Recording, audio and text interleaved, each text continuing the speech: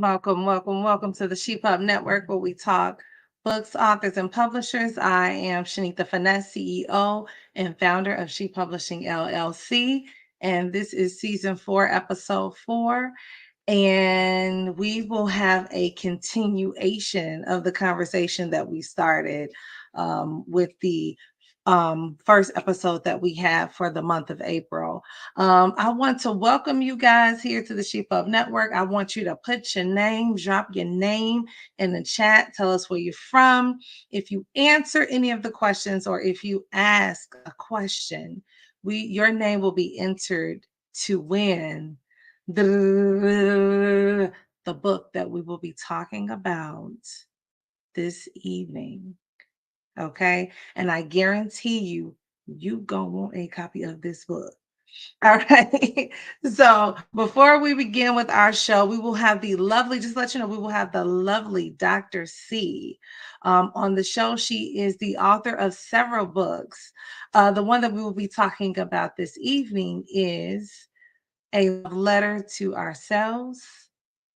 It is an anthology of affirmations from around the world, from authors around the world. So I really can't wait to get into that. But one of the first things I want to do is to remind you a little bit about the conversation that we had last week.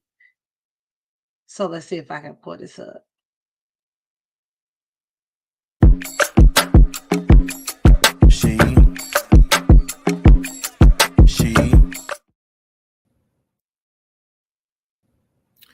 Well, going through life without a father, that's my biggest issue in a lot of things. I didn't have a father figure, and I had a father figure, but I didn't have a father in my life. I didn't know who my father was until I turned 50 years old. And I went through life angry. I was a bully. I played linebacker. I like to hurt people any way I can. I do whatever. I had a button that if you just grazed it wrong, I address you and let you know you're going in the wrong direction. And I was just ready at all times to retaliate, hurt people. That's what I want. I want to, because they say hurt people hurts people. And so I just wanted to, and football really was my out because I could get away with it on the football field. All right, so that's some of what we talked about last week. And to help me continue this conversation again, and without further ado, I'd like to introduce Dr. C. Well, hello. How are you? I am great. And you, sister? I am doing wonderfully well. I always say I am blessed by the best, so I don't have no complaints at all, at all. Yeah, Thank you for so having me on tonight. yeah, it's always a bit weird because we co-host shows together. Yes, we do. We do. Yes, we do. We do quite a bit of them, but it's always been it's always a wonderful thing that we're able to connect on so many different levels. And so tonight is one of those different levels that we're talking about, and which I am so grateful to be a part of. Yeah. One of the things that the viewers don't know, maybe they don't know, is that we have so many amazing conversations. Yes. Number one, because we're authors to relate. Number two, because we're both publishers. We are sister publishing companies, She Publishing LLC, Allure Publishing LLC. So, and then we're mothers and we're career women, so we can relate on so many different levels. Yeah, so many levels that, our conversations are endless. We talk about so many things. As you said, from being mothers, from being authors, from being publishing owners. We talk about a lot of things. We talk about just about life. And so we have so many things we are able to talk about and relate to. And so one of those things is what we're talking about tonight. And like I said, I'm so grateful that we have this outlet to be able to talk about certain things. And so I'm just grateful. I can't say it enough. Just grateful. Yeah, so can you tell the viewers just like a little bit about yourself and some Sure. of the books that you've written? So, of course, you were my first publisher. So, thank you, She Publishing. I got two books published by you, which is in the Unmasked series. So those two books are actually with you, and that's how our actually collaboration came about, as being an author first under She Publishing, and then we became sister companies soon after that.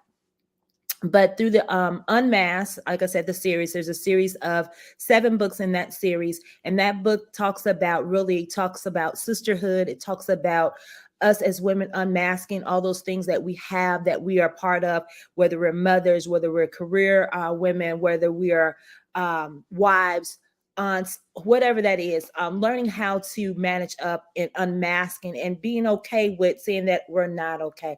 Talks about mental health, talks about the upbringing of our children with our elderly, our grandparents, which I wish my grandparents were still here, being able to rear my children, because we miss that in the family dynamics. But most of all, we're talking about mental health, which is one of those stigmas that we kind of push up under the rug. Outside of the Unmasked series, I also have a love letter to myself, which is the second book we're going to be talking about, which is a love letter to ourselves, the anthology, which collaborated with 17 other co-authors in this book. And it talks about how we have to take the time to really sit down and write a love letter to ourselves.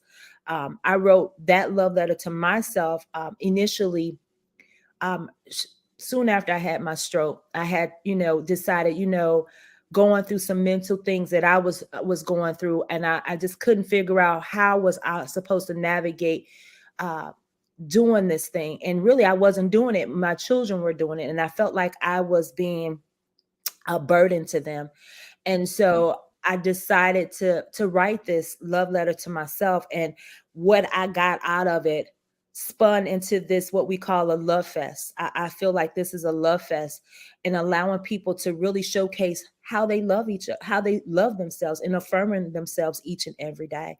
So that is one of the second book, along with that anthology. And then I have another one that's coming out, which is a third one. We'll talk about that a little bit later. And then now, and I'm also working on a collaboration with my granddaughter, a children's book with my granddaughter.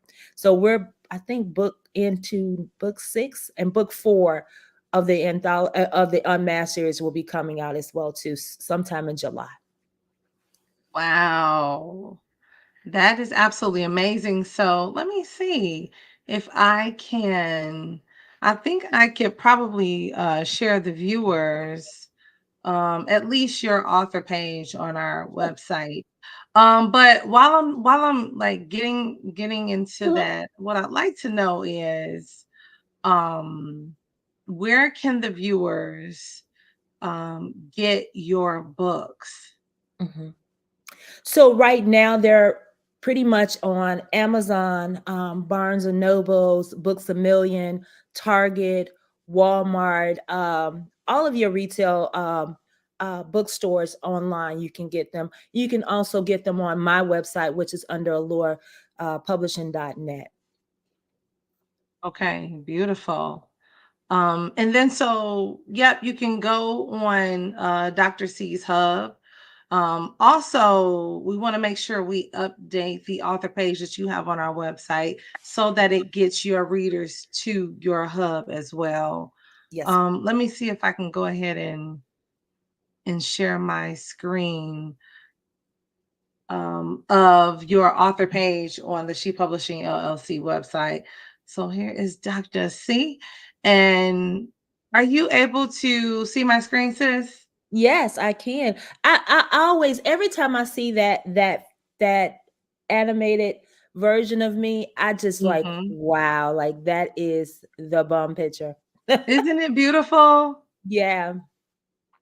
But yeah, so here are the books that Dr. C was talking about, the Unmasked series. There are 3 now. You will drop book 4 at some point this year. In July. In July, okay. Mhm. And then A Love Letter to Me was your first book, and then the Love Letters to Ourselves Mhm. with A love that. letter to ourselves, an anthology of affirmations from around the world. So that was the collaboration of 17 other authors to include yourself. So yes. Mhm. Okay. And then again, I'm just repeating, you will be coming out with a book, a third book after that. Yes. A third book. I'm just trying to figure out when that time would be good. I Mhm. don't want to clutter so much together. I want to give myself some time to kind of relax my mind a little bit. I'm not for sure when that's going to come out. I'm actually People are actually asking if they can be a part of it because this book, the anthology, went over so well. Um, I'm getting people who are asking, a lot of people don't even know that they can actually write a love letter to themselves. And when I mentioned it to some of the co-authors, they were like, "What? What do you mean a love letter? What? Why would I?" And so people didn't know what that meant. Mhm. How how do they put that into a love letter to yourself? It's no different than me saying, standing in the mirror saying I love myself.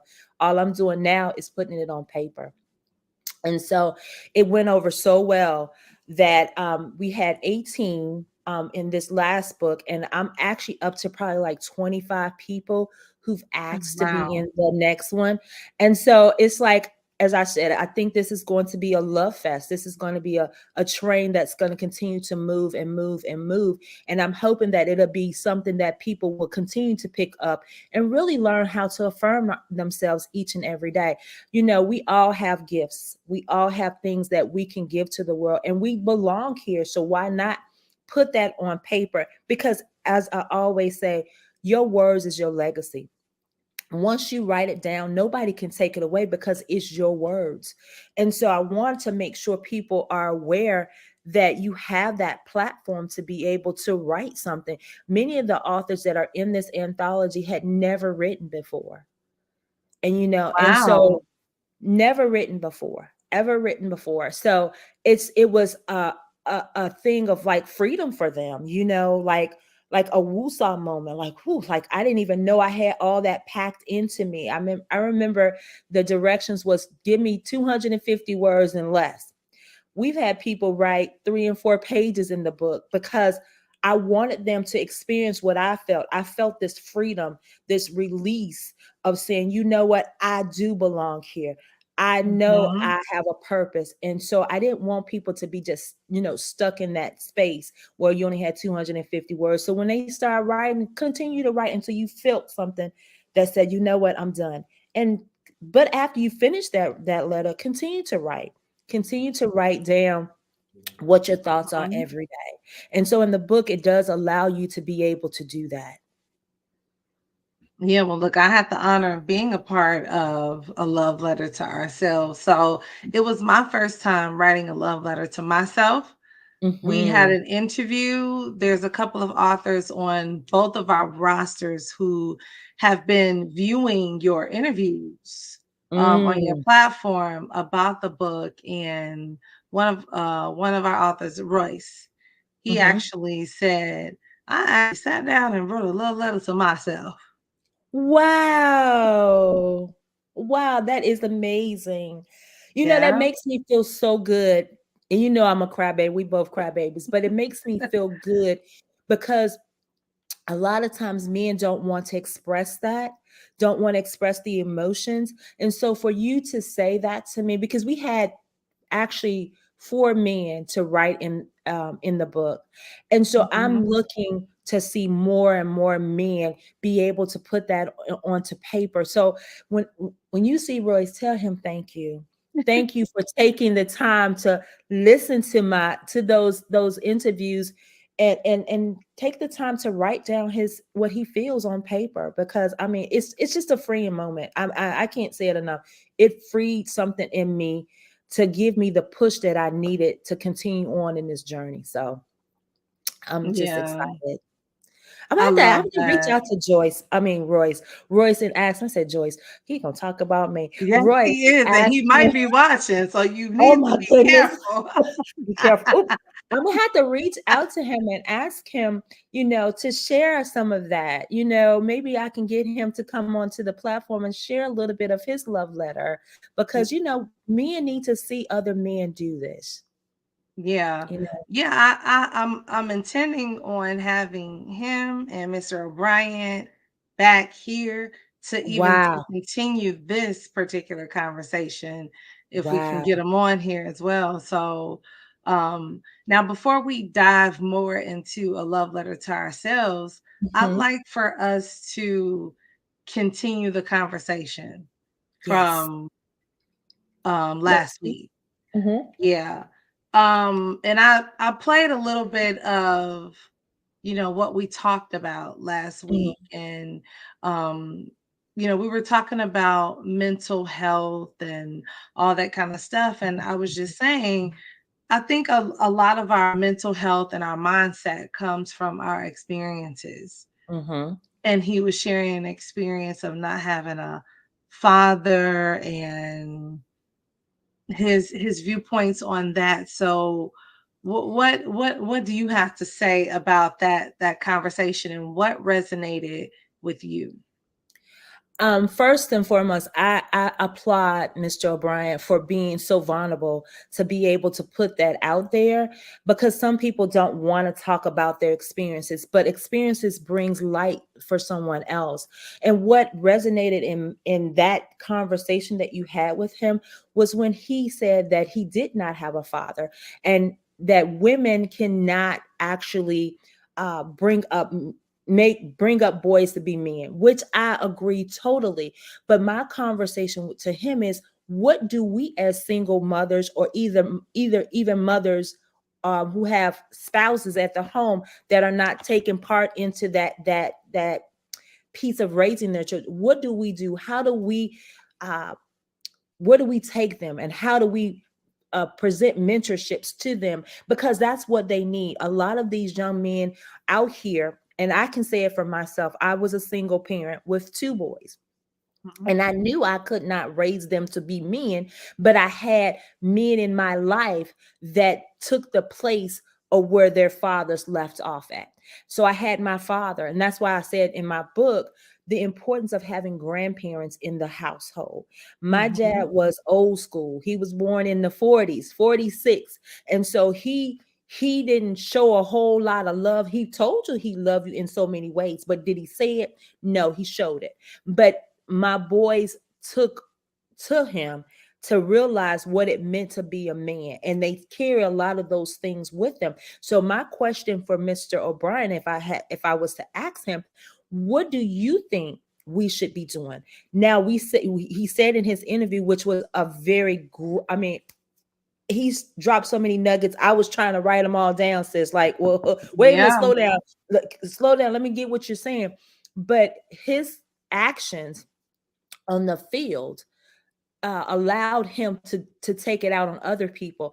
But I'm so grateful to see that he changed that, turned it around.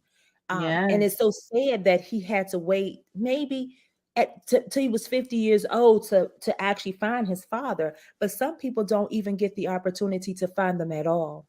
So I guess my thing is, I agree. We as women cannot instill in men to be boys to men, but what other Yes. options do we have as single parents or even women who have spouses in the home? What do we do? You know? So Mhm. I was just lucky and blessed to have some really good male role models for my boys. Not to say that their fathers were not there. They could have probably played a more active role, but but I was so grateful to have my father, and to be able to step in my brother to step in to show them the things that I couldn't. I can only instill in them what I knew as a woman, Right. so um I would love to hear that answer to that. But at the end of the day, we have to find outlets for these young men, because the only other outlet that's going to be is either in the grave or behind bars, and we don't want that. Yeah, absolutely. And so for me, it's something that I cannot relate to because I don't have Hmm. sons. I Mm. have 4 daughters, Beautiful girls, beautiful girls. Yes. It's hard. and It's hard, sis. It's really hard because yeah, what you can show them the tenderness of a woman, right? And show them how to want to treat their women. Because they mhm, say how they treat their mom is how they will treat their yeah, future wives or future mothers of their children. And so I mhm, can instill that into them, and I can instill into them, you know, going and praising God and all that stuff, but I couldn't instill in them how to be a man. Again, I was grateful to have wow, my dad to be able to do that for me. And in that transition of them learning, I learned a lot too. Because again, I'm still a woman, but as a woman, I'm looking at how my dad interacted with my boys, and it's okay because we as women, we want to protect our children to all costs. They could never do wrong, but that wasn't me. When my boys did something wrong, you getting yoked up.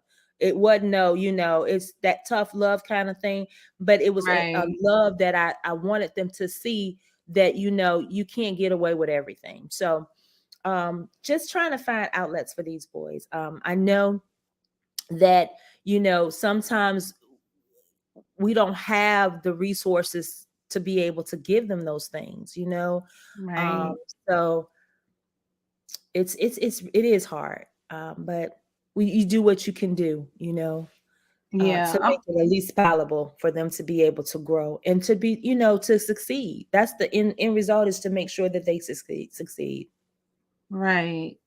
I was actually on another podcast with Dr. Lawson's her significant other. He actually has a podcast. And what I'm thinking almost now is to invite him, Royce, you, and Mr. O'Brien back to have this Mm, conversation because when I was on his platform, there were women who said, I can raise a boy. I can do that. It was a totally different view, and to each his own, mhm, to their views. But again, like I don't know, you know what I'm saying? I don't have that experience. I have never done it. I mhm. guess I would say that maybe if I did have a son, I don't know if I could show him how to be a man like a man could, you Right. know. It, it's Um it's crazy because as you're saying that, since I didn't mean to cut you off, mhm, but as you're saying that, it's interesting. Everybody's going to have their point of view, right? It's mhm. not saying, I don't think it's saying that you can't raise your son. Yeah, It's meaning that you can't raise them in the sense that you can't raise them to be a man. You don't have testosterone, right? You know, uh, I would think, you know. and so if we're being very candid about it, when your boys get to a certain age, they're looking at girls and they have such dreams. You know what I'm saying? You know what I'm saying? So how do you explain that to them? You Right. know, there's ways to do it, but for me, I didn't want to mess up. I wanted to make sure that that experience for my boys was an experience that came from a male. And I'm not saying whoever that person was could not raise their sons, and I'm not saying that I couldn't raise my sons, because I raised them, and I can guarantee you none of them have gone to jail.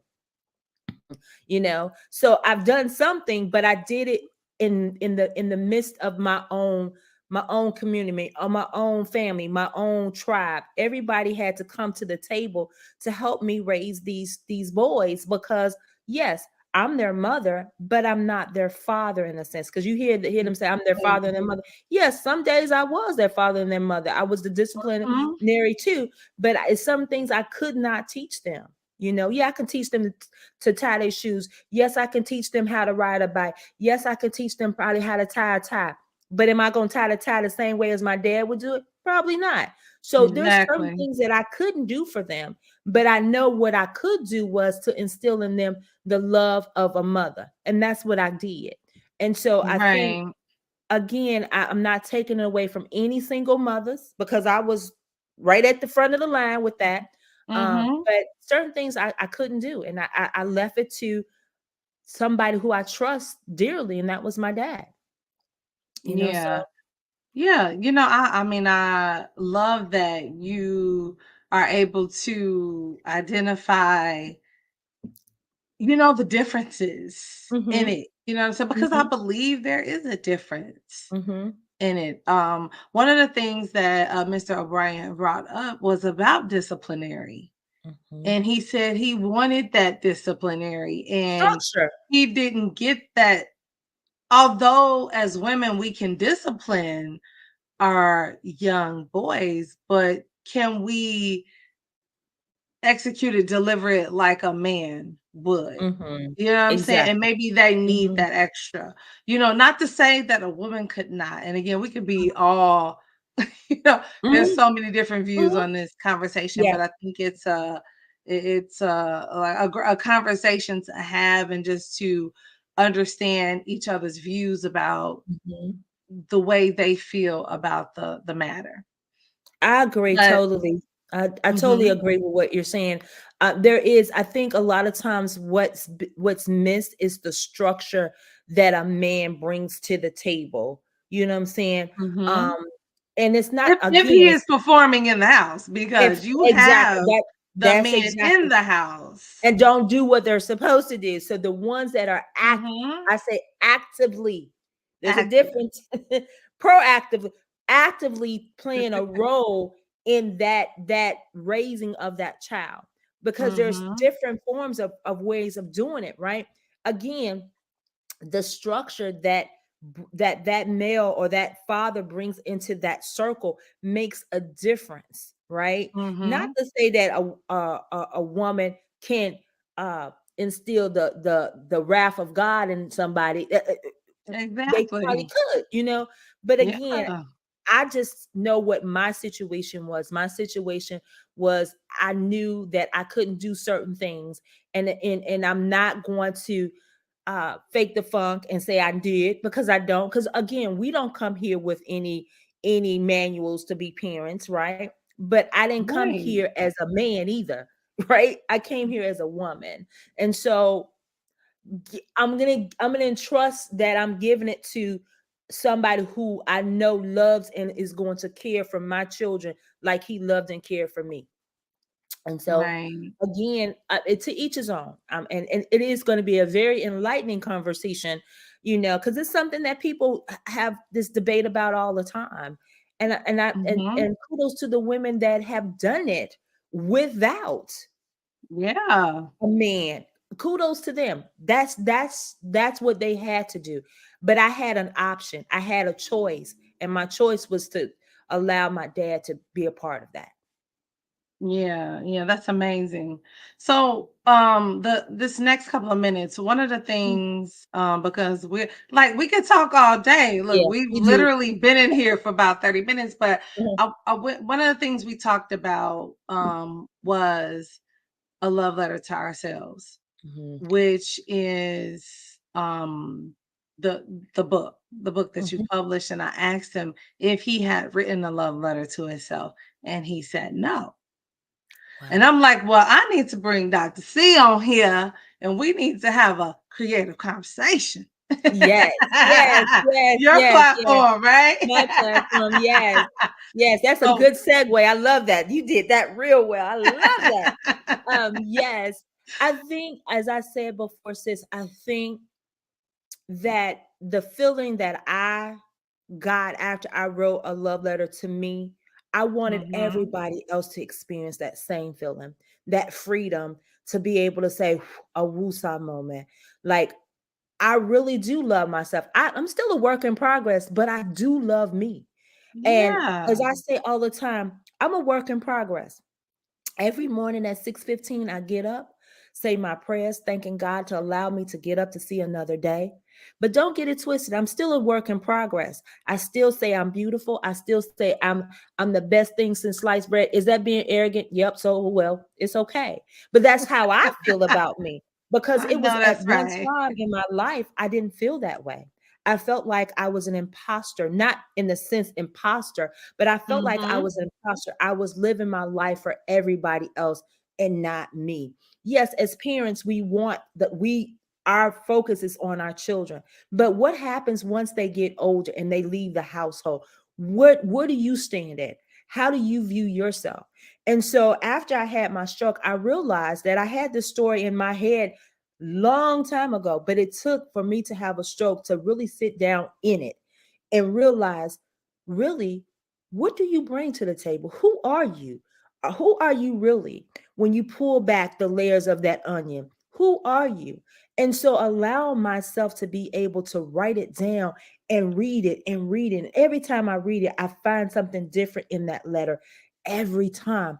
But at the end of the Wow. day, I've affirmed who I am. I love me with flaws and all. You can take it or leave it. That's how it is.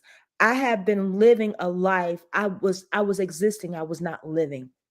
And Yeah. so I am now living, and I'm living my best life. I'm living my life to the fullest because now I have something to say. I'm Mhm. standing in purpose and I feel good about myself every day. I'm learning how to manage up. And as I deposit things in people that are in my circle, I learn how to walk away from it now. Whereas I was living under stress and lived it so long that I didn't even know the signs of it until it presented itself Wow. in a stroke. So now I want people to really take the time and just write down, even if it's saying I'm beautiful, I'm pretty, whatever that is, but affirming who you are because you belong here. Your existence is needed here. We cannot do it without you. There's a blueprint for everybody. And so Mhm. why not put your blueprint on paper and say it to yourself every day? I love it. I love it. I am so just honored to be your sister, number one, Mhm, because again, these conversations that we have, mhm, you being a single mom mhm, and being as successful as you are, I think is a huge inspiration and mhm, will be an inspiration to several single moms and just women, period. mhm. Because I don't know. Like I think that you can be that inspiration, Yeah. for even those young single moms. It's like you can still do it. You're a You can still doctor. do. You're a doctor and you were a single mom. Yeah, you can You do it. did It's what just you had to do. yeah, and I'm gonna tell you, it wasn't easy. I don't sugarcoat the nights that I stay up worrying about my children. Because as parents, as mothers, we don't sleep. At least I didn't sleep until my Mm-mm. babies were under the same roof as myself. And Mhm. even to this day, my children are grown. I have a son that'll be 31 and a son it'll be 23. So I sleep a little bit more easier, but I still worry for them as well because guess what? They're black men. Oh, And yes. so that's in itself is a lot. But I want to be an inspiration to somebody. I want people to see just because this melanin in my skin doesn't mean that it's going to stop me for what I'm going to do. I have now been Right. given the opportunity to start again and do things differently. Would I do things differently than what it was? Probably not. I probably because I wouldn't be here sitting talking to you. I wouldn't have Mhm. the ability to say that I am an owner of a publishing company, that I've written so many books, or we're now a part of the Library of Congress, things like that. I wouldn't be able to say Yes. those things. So would I say I would do it over again? No, I would keep it just as it is because it allowed me to first really understand the role that my God plays in my life. I don't know about nobody else, but I know Absolutely. who I belong to. But I also will have the ability to really spread this message about loving oneself and being able to see the end of the tunnel. And but in that road down that track, you're picking up other people along the way. And so that's my job. As I've always say, allure is not for me, it's for other people to be able to stand on the platform. I love So it.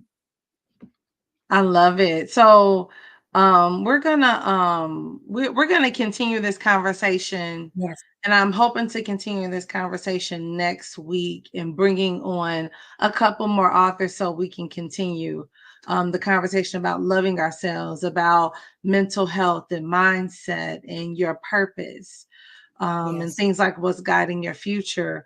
But what I'd like to know is, because we want to see all these immaculate things that you're doing, and I hear that you are having an event that's coming up.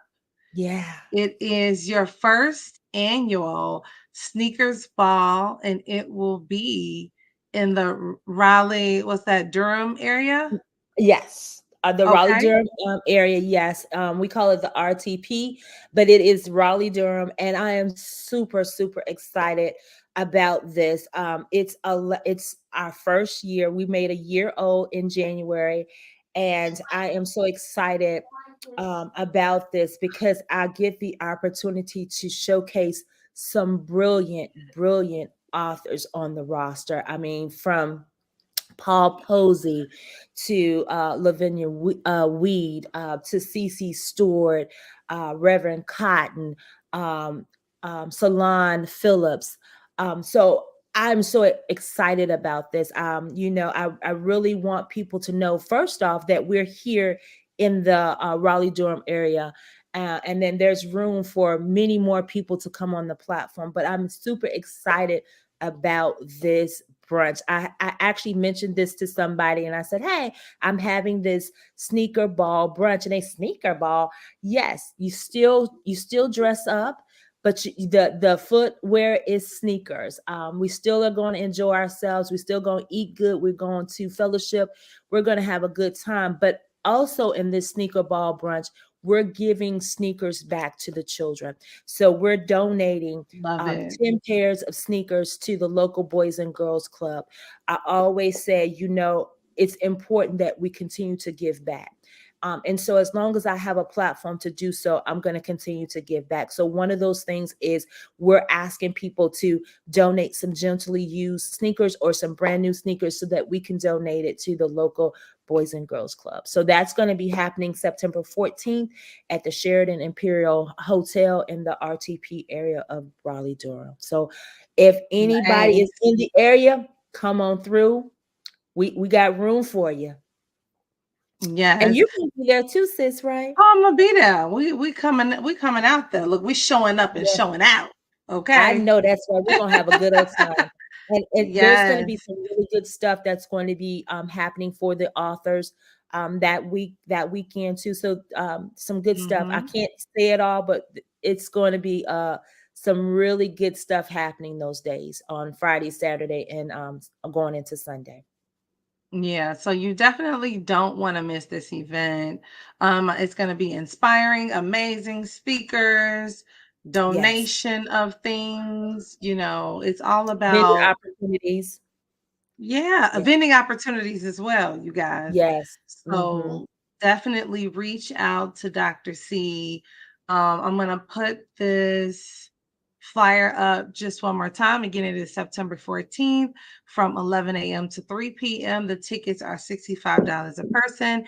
There are vendor opportunities available, and aspiring authors are welcomed to come and hear and join us and listen to how you can bring your story to life. Yes, yes. That's the most important part. I want people to not be afraid, to be able to come out and really witness, some really phenomenal authors. I have one author, um Mhm. Miss Genesis Lachey. It took her 25 years to publish her writings, so it's never too late. So I'm really wanting those new aspiring authors to come out just to listen to some phenomenal speakers for one, but also Mhm. hear the testimony of these authors that are coming, are coming out with their books. All right. Yeah. Well, thank you. Thank you for that. Um, Let's see. So with that being said, I do want to play this snippet of a love letter. Let's see if I do this right. okay.